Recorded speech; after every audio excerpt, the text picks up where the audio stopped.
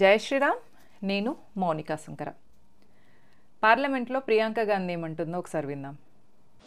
उनमें से 25 भारतीय थे.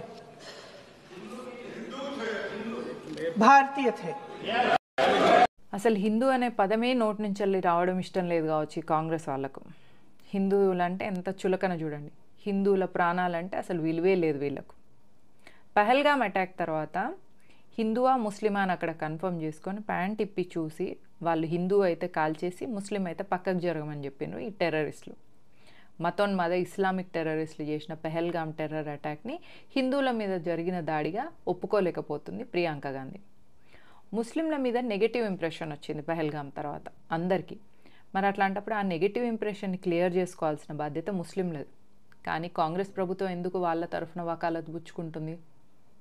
కాంగ్రెస్ ముస్లింల కోసం పెట్టిన పార్టీయా, లేదా ముస్లింలకు భారతదేశాన్ని గజ్వే హిందీ చేయాలన్న ఉద్దేశం ఉంది కాబట్టి వాళ్ళకి సపోర్ట్ సిస్టంగా ఉన్న ఒక పొలిటికల్ పార్టీయా?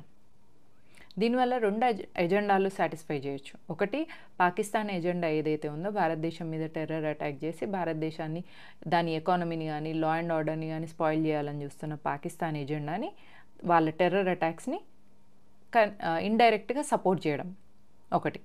రెండోది, భారతదేశంలో ఉన్న ముస్లింలు టెర్రర్ అటాక్స్ వల్ల గిల్టీ ఫీల్ కాకుండా వీళ్ళు కూడా పోను పోను టెర్రరిస్టులుగా తయారు కావడానికి ఎంకరేజ్ చేయడమా? ఆలోచించాలి, మనందరం ఆలోచించాలి. కాంగ్రెస్ హిందూ వ్యతిరేక పార్టీ. కాంగ్రెస్ హిందువులని ఎస్సీ ఎస్టీ బీసీలుగా విడదీసి ముస్లింలను యూనిటీ చేసే పార్టీ. మనం కుల ప్రాంత భాషకు అతీతంగా హిందువులుగా మనం నిలబడినప్పుడు, పహల్గామ్ లాంటి టెర్రర్ అటాక్లప్పుడు మనందరం కలిసికట్టుగా ఉన్నప్పుడు, కాంగ్రెస్ని మనందరం కాంగ్రెస్ ముక్త్ భారత్ చేసినప్పుడు మన ధర్మానికి మనం న్యాయం చేసిన వాళ్ళం అవుతాం. పహల్గామ్ అటాక్లో ఒక అమ్మాయి, భర్తను కోల్పోయిన అమ్మాయి ఏమంటుందో విందాం. ये धर्म पूछ के मारा है ना, तो ये धर्म से रिलेटेड है. हिंदू पूछ के मारा है तो ये हिंदुओं से रिलेटेड है. अब इसको ये मत बोलिए कि हिंदू मुसलमान एक हो जाए, ये हो जाए, वो हो जाए. ऑल्दो मैं इन सब के बीच में नहीं पढ़ना चाहती, but it is a reality.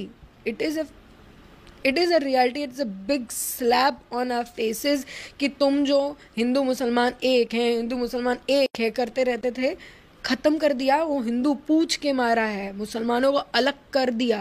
Safely मुसलमान अपने घर पहुंच पाया है. हम मुसलमान होते हम भी बच जाते, हम भी घर में बैठे होते. పహల్గామ్ అటాక్లో చనిపోయిన వాళ్ళందరూ మనందరి కోసం టెర్రరిస్టుల అవేర్నెస్ని తీసుకొచ్చిండ్రు. అంటే టెర్రరిస్టులు, ఇస్లామిక్ టెర్రరిస్టులు ఎవరైతే ఉన్నారో వాళ్ళకి హిందువులంటే ద్వేషం అని చెప్పకనే చెప్పి వాళ్ళ ప్రాణం త్యాగం చేసిండ్రు. వాళ్ళ త్యాగాన్ని మనం మర్చిపోవద్దు. ఒక దీపంతో మరి ఒక దీపం వెలిగించాలి. హిందువులో చైతన్య దీప్తిని మనమే రగిలించాలి.